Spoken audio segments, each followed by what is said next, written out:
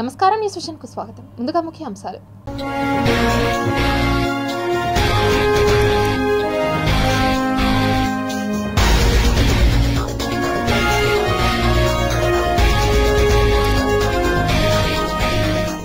ఇండోనేషియాలో కార్ప్సెస్ ఫెస్టివల్, శవాలతో సాంప్రదాయ పండుగ. ముందుగానే ఋతుపవనాలు, శుభవార్త చెప్పిన వాతావరణ శాఖ. మరింత మెరుగైన పాలనను అందిస్తా, ముఖ్యమంత్రి వైఎస్ జగన్ ట్వీట్. బైరాగి వేషంలో అమ్మవారిని దర్శించుకున్న భక్తులు, జాతరకు భారీ ఏర్పాట్లు చేస్తున్న దేవస్థానం. సూడో జర్నలిస్టులపైనే నా పోరాటం, TTD chairman MLA Bhumana Karunakar Reddy వివరణ. తిరుమలలో భక్తుల రద్దీ సాధారణం, శ్రీవారిని సంతృప్తికరంగా దర్శనం చేసుకుంటున్న భక్తులు.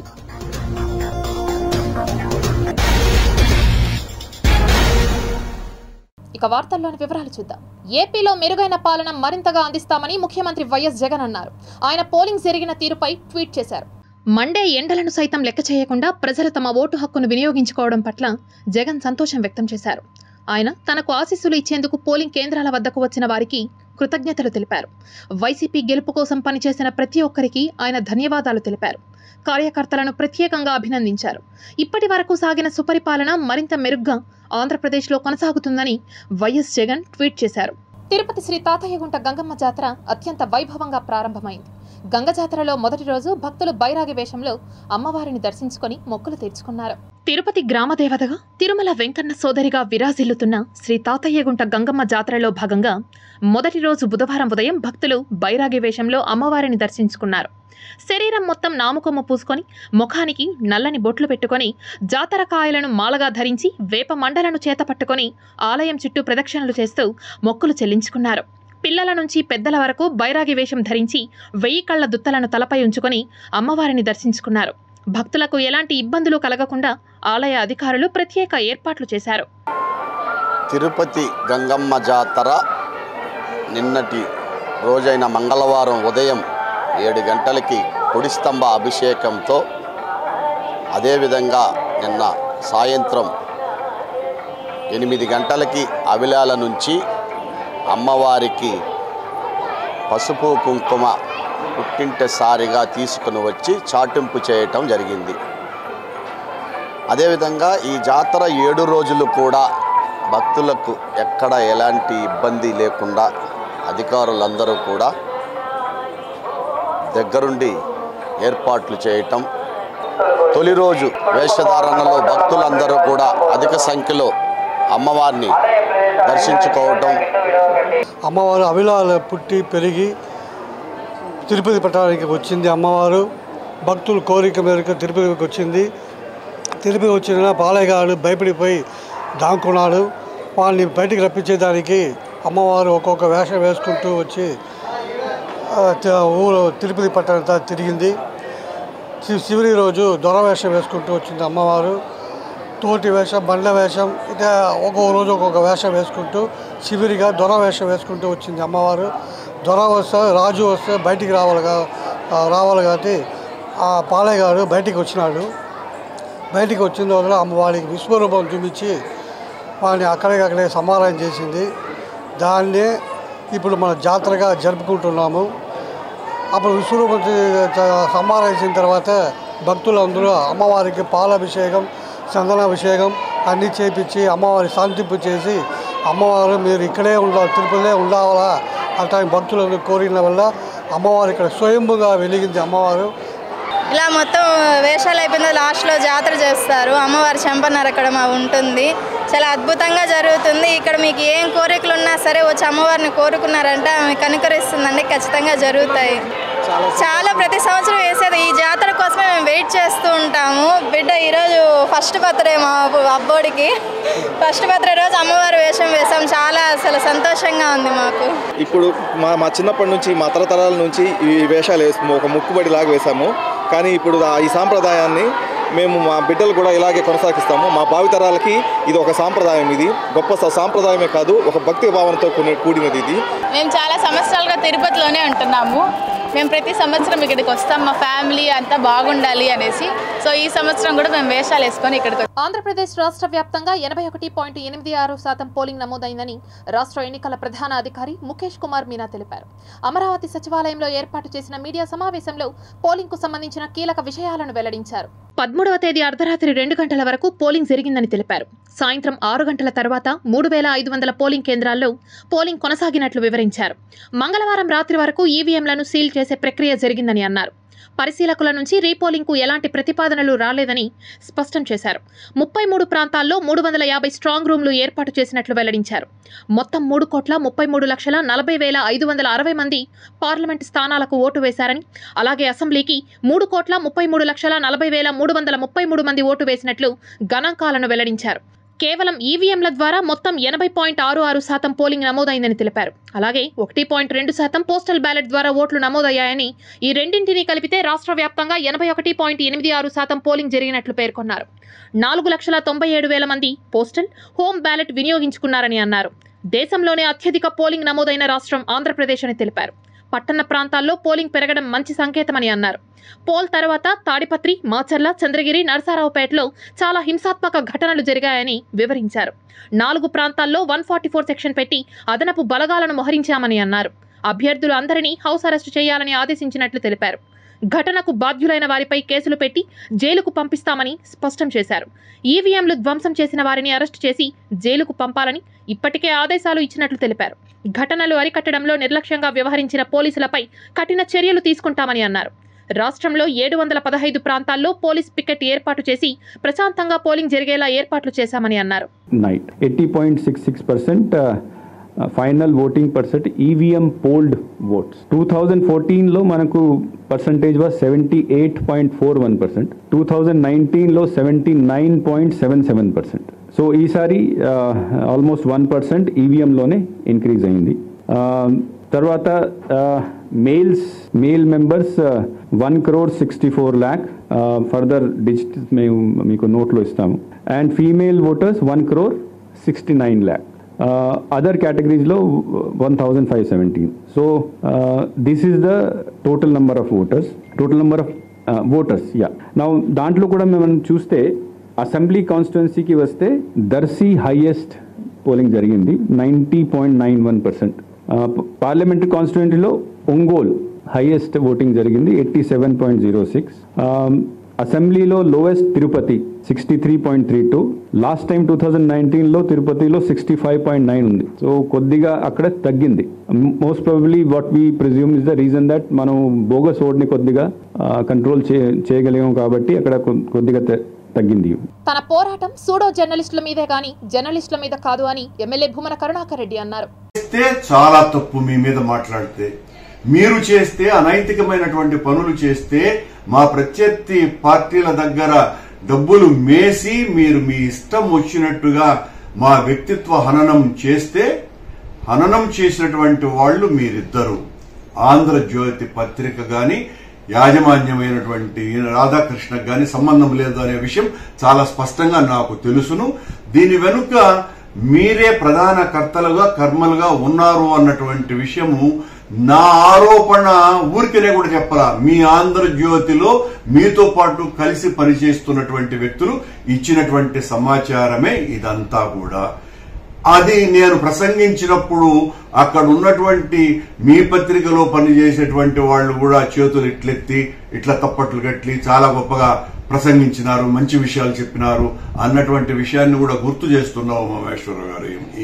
ఈ సందర్భంగా మీరు అనవసరంగా మీరు చాలా గొప్ప మేధావి అనుకొని, చాలా మంచి వ్యక్తి అనుకొని, మీదే చాలా న్యాయం అనుకొని పోలీస్ కంప్లైంట్లు ఇచ్చేసినంత మాత్రాన మీ అవినీతి నిజాయితీగా మారిపోదు.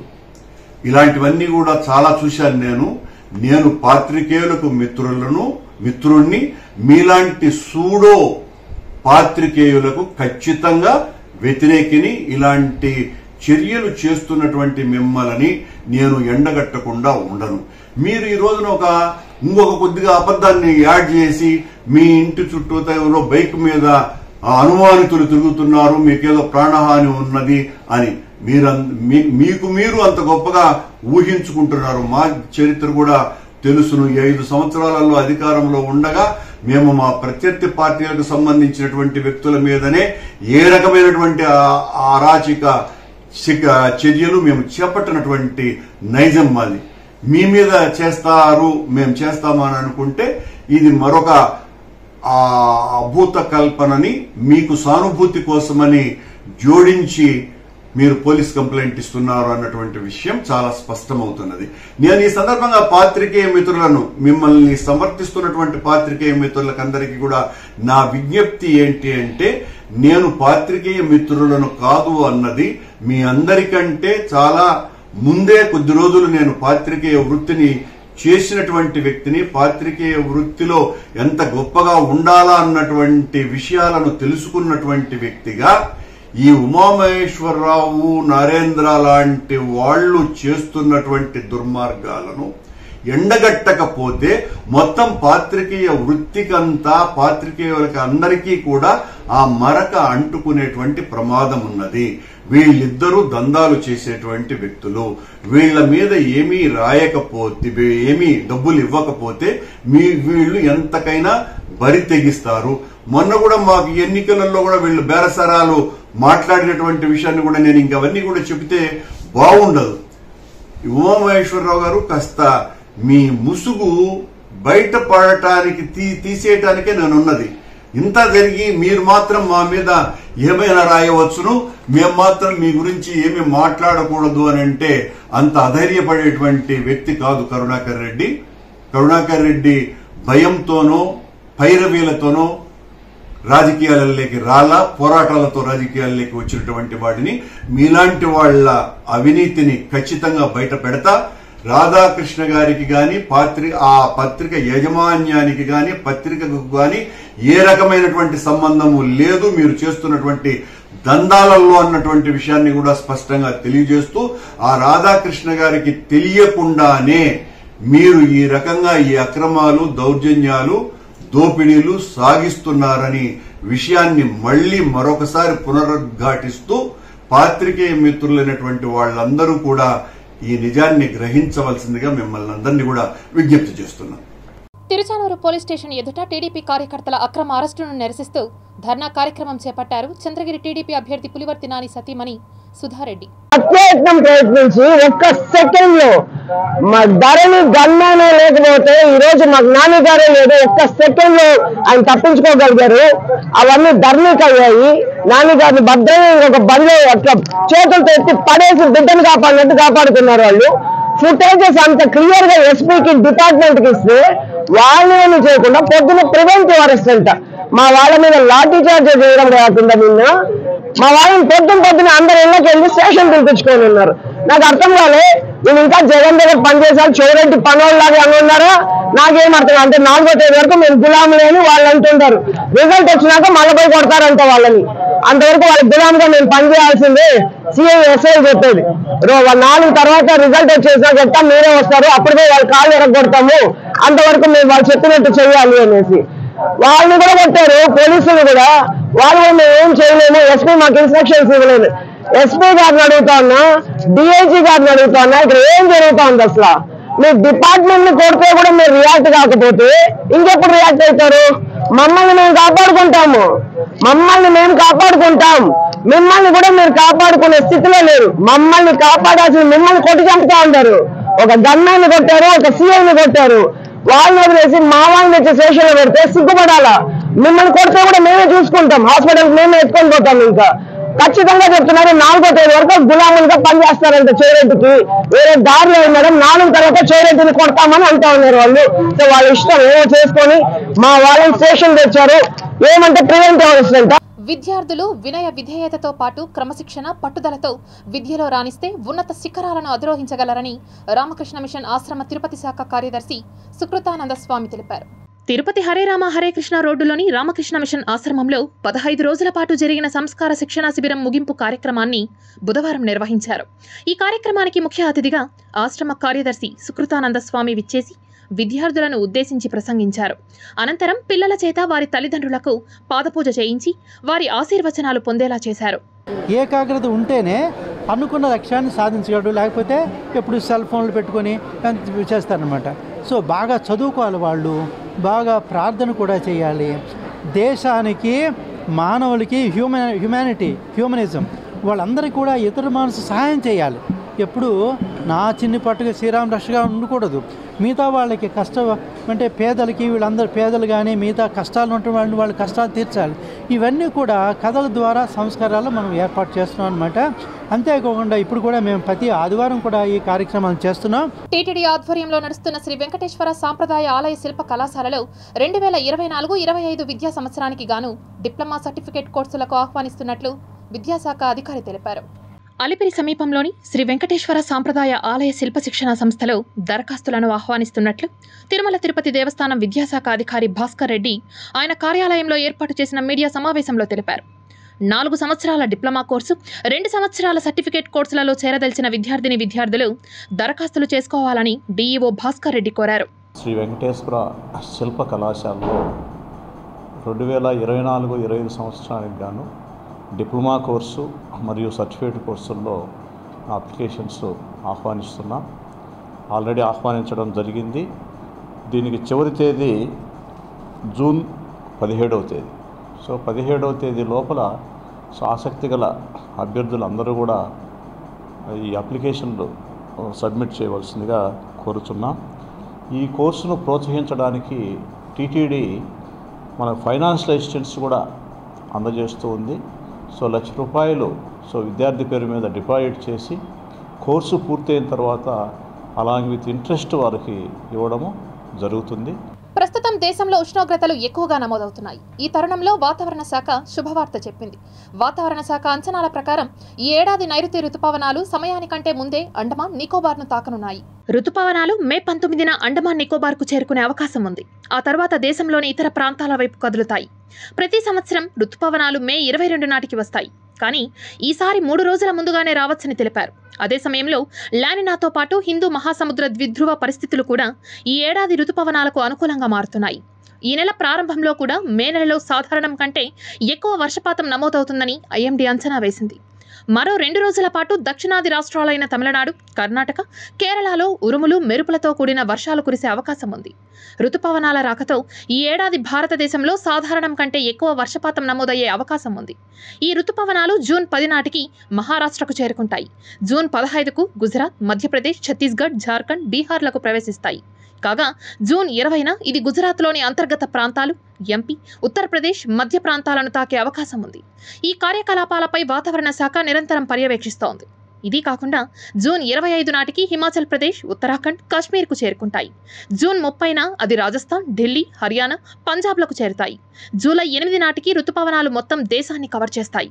తిరుమలలో మరోసారి చిరుత కలకలం సృష్టించింది. శ్రీవారి దర్శనానికి తిరుపతి నుంచి తిరుమల క్షేత్రానికి వెళ్లే భక్తులకు ఘాట్ రోడ్ మీద చిరుత కనిపించింది.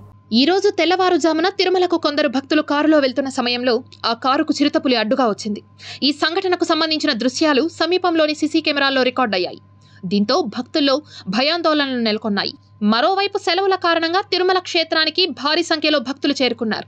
స్వామివారి దర్శనం కోసం భక్తులు బారులు తీరారు. కంపార్ట్మెంట్లో ఎదురు చూస్తున్నారు. అదే సమయంలో తిరుమల తరిగొండ వెంగమాంబ అన్నప్రసాద కేంద్రం వద్ద భక్తుల రద్దీ నెలకొంది. అన్నప్రసాదం తీసుకోవడానికి భక్తులు లోపలికి ప్రవేశించడానికి సుమారుగా గంట సమయం పడుతోంది. మేము దర్శనానికి వచ్చిన తిరుపతికి తొందరగా అయిపోయింది. లోపలంతా ఏర్పాట్లన్నీ బాగున్నాయి. దర్శనం తొందరగా అయిపోయింది. మాకు చాలా హ్యాపీగా ఫీల్ అవుతున్నాం. పొద్దున్న వెళ్ళాము 6 గంటలకు అట్లా. తొందరగానే అయిపోయింది. మ్యాక్సిమం అయితే నైట్ అవుతుంది అనుకున్నాము, కానీ తొందరనే అయిపోయింది. అయిపోయి ఇట్లా గంటన్నర అవుతుంది. Actually, I came from Nigeria to have the darshan. I came here around by 11 o'clock and here the arrangement is so good. Really appreciate. And now it's 3 o'clock and we finish the darshan. Thank you very much for the management. దర్శనం 6 గంటలకు వెళ్ళినాము. ఇప్పుడు అయిపోయింది దర్శనము. గంట సేపు అవుతుంది దర్శనం అయిపోయి. 5 గంటల్లో అయిపోయింది దర్శనం మనకు. ఆంధ్రప్రదేశ్ రాష్ట్ర వ్యాప్తంగా ఉన్న ఇంజనీరింగ్ కాలేజీల్లో 2024-25 విద్యా సంవత్సరానికి ప్రవేశాలకు నిర్వహించే Andhra Pradesh state engineering, agriculture and pharmacy common entrance test 2024 పరీక్షలు రేపటి నుంచి ప్రారంభం కానున్నాయి. ఇప్పటికే అన్ని ఏర్పాట్లు పూర్తి చేసినట్లు ఉన్నత విద్యామండలి చైర్మన్ ప్రొఫెసర్ హేమచంద్రారెడ్డి బుధవారం ఓ ప్రకటనలో తెలిపారు. రేపు ఎల్లుండి బైపీసీ గ్రూప్కి ఈ ఏపీ సెట్ పరీక్షలు జరుగుతాయని అన్నారు. మే 18వ తేదీ నుంచి 23వ తేదీ వరకు ఇంజనీరింగ్ విభాగానికి సంబంధించిన పరీక్షలు జరుగుతాయని వెల్లడించారు. ఆయా తేదీల్లో రోజుకు 2 సెషన్స్లో పరీక్షలు జరుగుతాయని తెలిపారు. పరీక్షలు ఆన్లైన్ మోడ్లో మాత్రమే నిర్వహిస్తున్నామని అన్నారు. మార్నింగ్ షిఫ్ట్ ఉదయం 9 గంటల నుంచి మధ్యాహ్నం 12 గంటల వరకు, మధ్యాహ్నం 2 గంటల 30 నిమిషాల నుంచి సాయంత్రం 5 గంటల 30 నిమిషాల వరకు 2వ సెషన్ పరీక్షలు జరుగుతాయని స్పష్టం చేశారు. ఈ ఏపీ సెట్ పరీక్షల కోసం రాష్ట్ర వ్యాప్తంగా 140 సెంటర్లు ఏర్పాటు చేసినట్లు, హైదరాబాద్లో 2 సెంటర్లు ఏర్పాటు చేశామని హేమచంద్రారెడ్డి పేర్కొన్నారు. ఈ ఏపీ సెట్ పరీక్షలు ముగిసే వరకు పరీక్షా కేంద్రాలకు బస్సులను ఉచితంగా నడపాలని ఆర్టీసీకి సందర్భంగా విజ్ఞప్తి చేశారు. పరీక్షా కేంద్రాల్లో నిరంతరాయంగా విద్యుత్ సరఫరా ఉంటుందని, ఎలాంటి ఆటంకాలు తలెత్తకుండా పరీక్షలు నిర్వహిస్తామని ఆయన పేర్కొన్నారు. తిరుమల శ్రీవారిని ఈ రోజు నైవేద్య విరామ సమయంలో పలువురు ప్రముఖులు దర్శించుకున్నారు. ఈ రోజు ఉదయం నైవేద్య విరామ సమయంలో తిరుమల శ్రీవారిని రాష్ట్ర మంత్రి పెద్దిరెడ్డి రామచంద్రారెడ్డి, మినిస్టర్ కారుమూరి నాగేశ్వరరావు, పెద్దిరెడ్డి మిథున్ రెడ్డి దర్శించుకున్నారు. వీరికి ఆలయ అధికారులు ప్రత్యేక దర్శన ఏర్పాట్లు చేయగా వేద పండితులు తీర్థ ప్రసాదాలను అందజేశారు. అనంతరం వీరు ఆలయం వెలుపల మీడియా ప్రతినిధులతో మాట్లాడారు. ఈరోజు కుటుంబ సమేతంగా స్వామివారిని దర్శించుకోవడం జరిగింది. తప్పనిసరిగా వారి దయతో ఆశీర్వాదంతో జగన్మోహన్ రెడ్డి గారు తిరిగి ముఖ్యమంత్రి అవుతారు. అమ్మాయిల బంగారు భవితకు కొండంత అండ సుకన్య సమృద్ధి యోజన అకౌంట్ అని, ఈ స్కీమ్పై ప్రతి ఒక్కరూ అవగాహన కల్పించుకొని ఆడపిల్లల బంగారు భవిష్యత్తు కొరకు ఈ స్కీమ్ను సద్వినియోగం చేసుకోవాలని పోస్టల్ డిపార్ట్మెంట్ ఎస్పీ వసంత కోరారు. తిరుపతి ప్రధాన తపాలా కార్యాలయంలో ఏర్పాటు చేసిన విలేకరుల సమావేశంలో సూపరింటెండెంట్ ఆఫ్ పోస్టల్ ఆఫీసర్ వసంత మీడియాతో మాట్లాడుతూ, అమ్మాయిల సంరక్షణ, అమ్మాయిల చదువు నినాదంతో సుకన్య సమృద్ధి యోజన పేరుతో ఒక కొత్త పథకం 2014 నుండి అందుబాటులోకి వచ్చిందని, 10 సంవత్సరాల వయసు గల అమ్మాయిల పేరున నేచురల్ గార్డియన్, లీగల్ గార్డియన్ ఏ పోస్టాఫీసులోనైనా ఖాతాను తెరిచేందుకు అర్హత ఉందని, ఈ స్కీమ్ ప్రస్తుత వడ్డీ రేటు 8.5% అంటూ తెలిపారు. ఖాతా తెరిచిన తారీఖు నుండి 14 సంవత్సరాలు పూర్తయ్యేంత వరకు అకౌంట్లో సొమ్మును జమ చేయాలని, 21 సంవత్సరాల తర్వాత అకౌంట్ క్లోజ్ కాబడుతుందని పేర్కొన్నారు. 18 సంవత్సరాల అనంతరం విద్య, వివాహ అవసరాల నిమిత్తం అకౌంట్లో కట్టిన సొమ్ములో సగభాగం తీసుకునేందుకు సౌకర్యం కల్పించడం జరిగిందని, ఈ స్కీమ్ ప్రతి ఒక్కరూ సద్వినియోగం చేసుకోవాలంటూ వసంత కోరారు. సుకన్య సమృద్ధి యోజన 2014 డిసెంబర్లో ప్రధానమంత్రి నరేంద్ర మోదీ గారు బేటీ బచావో బేటీ పడావో నినాదంతో ప్రారంభించిన స్కీమ్ ఇది. ఇప్పటి వరకు చాలా మంచి ప్రజాదరణ కలిగి ఉన్న స్కీమ్ ఇది. 10 సంవత్సరాల వయసు కలిగిన ఆడపిల్లలు ఈ ఖాతాను తెరవచ్చును. అంటే వారి తరఫున వారి పేరెంట్ కానీ, తల్లి కానీ, తండ్రి కానీ, లేదా లీగల్ గార్డియన్ కానీ కేవలం 250 రూపాయలతో అకౌంట్ ప్రారంభించవచ్చును. గరిష్టంగా ఒక ఆర్థిక సంవత్సరంలో అంటే ఏప్రిల్ నుంచి మార్చి వరకు 1,50,000 వరకు ఈ అకౌంట్లో డిపాజిట్ చేయవచ్చును. దీనికి వడ్డీ కూడా అత్యధికంగా 8.2% వడ్డీ ఇవ్వడం జరుగుతుంది. ఈ సొమ్ము జమ చేయడం అనేది 15 సంవత్సరాల వరకు మాత్రమే చేయవలసి ఉంటుంది. తర్వాత 21 సంవత్సరాల తర్వాత అకౌంట్ అనేది మెచ్యూర్ అవుతుంది. రాయలసీమ రంగస్థలి ఆధ్వర్యంలో కళాకారులు తిరుపతి గంగమ్మ ఆలయానికి వివిధ వేషధారణలతో విచ్చేసి అమ్మవారి ఆశీస్సులు పొందారు. అందరికీ మంచి జరగాలని, అమ్మవారి ఆశీస్సులు మనకందరికీ కలగాలని ఈరోజు కళాకారులు వివిధ వేషధారణలతో మన పూజ్యశ్రీ ప్రతాప్ స్వామీజీ గారు అలాగే కళాకారులు అందరూ కలిసి ఈరోజు నిన్నే చాటింపు వేశారు. ఈరోజు వేషధారణలతో వచ్చి అమ్మవారికి పట్టు వస్త్రాలు సమర్పించాము. దేవస్థానం వారు అమ్మవారిని ప్రత్యేక అలంకరణ చేసి మాకందరికీ దర్శన భాగ్యం కలిగించారు. గంగమ్మ తల్లి చల్లని దేవులతో అందరూ సుఖ సంతోషాలతో ఉండాలని ఈ వారం రోజుల పాటు అందరూ వచ్చి అమ్మవారిని దర్శించుకుని ఆమె చల్లని చూపులతో మనం అందరూ సుఖ సంతోషాలతో, అలాగే పిల్లలు మంచి చదువులు చదువుకుని రైతులు మంచి పంటను పండించి మన దేశ అభివృద్ధికి ప్రతి ఒక్కరూ పాటుపడే విధంగా అమ్మవారి ఆశీస్సులు మనం పొందాలని కోరుకుంటూ గంగమ్మ జాతర ప్రారంభమైన సందర్భంగా తిరుపతి బీజేపీ నేత నవీన్ కుమార్ రెడ్డి ఆధ్వర్యంలో భక్తులకు అంబలి పంపిణీ చేశారు. ఈ రోజు నుంచి జాతర ముగిసే వరకు భక్తులందరికీ కూడా అన్నప్రసాద వితరణ కార్యక్రమాన్ని గత కొన్ని సంవత్సరాలుగా ఆనవాయితీగా జరిపిస్తూ వస్తున్నాము. ఆ గంగమ్మ తల్లి దయ మనందరి మీద ఉండాలని చెప్పని, ఆ చల్లని తల్లి చూపుతో ఈ ప్రాంతమంతా, ఈ నగరం అంతా సుభిక్షంగా ఉండాలని చెప్పని మనస్ఫూర్తిగా గంగమ్మ తల్లిని వేడుకుంటున్నాం. పిలిస్తే పలికే తల్లి శ్రీ తాతయ్య గుంట గంగమ్మ తల్లి జాతర నిమ్మకాయల వీధిలో గత కొన్ని సంవత్సరాలుగా అంగరంగ వైభవంగా మున్స్వామి ఉన్నటువంటి వ్యాపారస్తులందరూ కూడా సమిష్టిగా కలిసి ఈరోజు భక్తులకు అంబిళ్ళకి పోయడం జరుగుతోంది. సాక్షాత్తు ఈ గ్రామదేవత ప్రతి ఇంట కూడా గంగమ్మ జాతరని ఎంతో అంగరంగ వైభవంగా నిర్వహిస్తారు. ఆ గంగమ్మ తల్లి దయతో సకాలంలో వర్షాలు పడాలి. తిరుపతి నగరంలోనే కాకుండా ఎక్కడ కూడా సంస్కృత భాషకు విస్తృత ప్రాచుర్యం కల్పించడం కోసం అనేక కార్యక్రమాలను చేపడుతున్నట్లు జాతీయ సంస్కృత విశ్వవిద్యాలయం ఉపకులపతి ఆచార్య జిఎస్ఆర్ కృష్ణమూర్తి తెలిపారు. తిరుపతి జాతీయ సంస్కృత విశ్వవిద్యాలయంలో ఈ నెల 15 నుండి 26వ తేదీ వరకు సంస్కృత ప్రచారకులకు శిక్షణా తరగతులను నిర్వహించనున్నారు. ఇందులో భాగంగా బుధవారం నుంచి సంస్కృత ప్రచారకులకు శిక్షణా తరగతులు ప్రారంభించారు. ఈ కార్యక్రమానికి ముఖ్య అతిథులుగా ఆ వర్సిటీ ఉపకులపతి ఆచార్య జిఎస్ఆర్ కృష్ణమూర్తి, వర్సిటీ రిజిస్ట్రార్ ఆచార్య రమశ్రీ, సహస్ర అవధాని ఆచార్య ప్రభాకర శర్మ, ఎస్వి ఆయుర్వేదిక్ కళాశాల ప్రిన్సిపల్ రేణు దీక్షిత్ విచ్చేసి ప్రసంగించారు. ఈ వేసవి ప్రశిక్షణ కేంద్రాలు, బాల కేంద్రాలు ఇవన్నీ కూడా ప్రతి సంవత్సరం మేము చేస్తూ ఉంటాం. ఈ సంవత్సరం ఈ రోజు నుంచి ప్రారంభించి బాలకేంద్ర ప్రశిక్షణ వర్గం దాని గురించి విశేషాలన్నీ కూడా ఇక్కడ నడుస్తూ ఉన్నాయి. ఇలాగే క్షేత్రీయ శిక్షక ప్రశిక్షణ కేంద్రాన్ని కూడా ఇప్పుడు ఆరంభిస్తున్నాం. సాయంకాలం మన సమాజంలో ఉండేటువంటి వారందరికీ కూడా సంస్కృతం మీద చక్కటి అవగాహన కలగాలి అనేటువంటి అభిప్రాయంతో ఒక కార్యక్రమాన్ని కూడా నిర్వహిస్తాం. మా విశ్వవిద్యాలయం యొక్క లక్ష్యాల్లో సంస్కృత ప్రసారాలు కూడా చేయాలి అని ఉంది.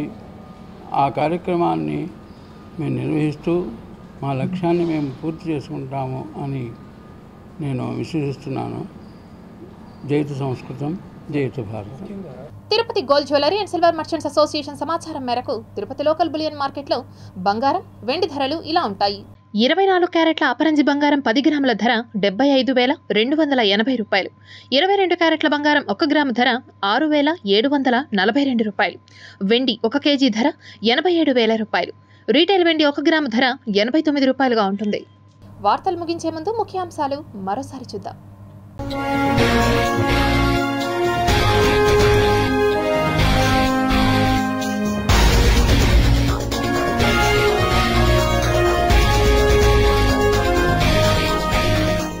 ఇండోనేషియాలో కార్ప్సెస్ ఫెస్టివల్, శవాలతో సాంప్రదాయ పండుగ. ముందుగానే ఋతుపవనాలు, శుభవార్త చెప్పిన వాతావరణ శాఖ. మరింత మెరుగైన పాలనను అందిస్తా, ముఖ్యమంత్రి వైఎస్ జగన్ ట్వీట్. బైరాగి వేషంలో అమ్మవారిని దర్శించుకున్న భక్తులు, జాతరకు భారీ ఏర్పాట్లు చేస్తున్న దేవస్థానం. సూడో జర్నలిస్టులపైనే నా పోరాటం, TTD chairman MLA Bhumana Karunakar Reddy వివరణ. తిరుమలలో భక్తుల రద్దీ సాధారణం, శ్రీవారిని సంతృప్తికరంగా దర్శనం చేసుకుంటున్న భక్తులు.